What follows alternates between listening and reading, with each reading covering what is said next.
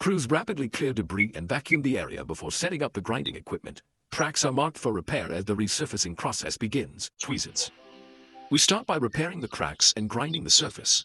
After a thorough cleaning, we pour the epoxy in sections and as the golden hour deepens, the team assembles the workspace. We introduce supplemental LED lighting which reflects beautifully off the polished concrete floor. As the golden light streams in, the reflections dance across the perfectly smooth epoxy surface, highlighting its clarity and depth.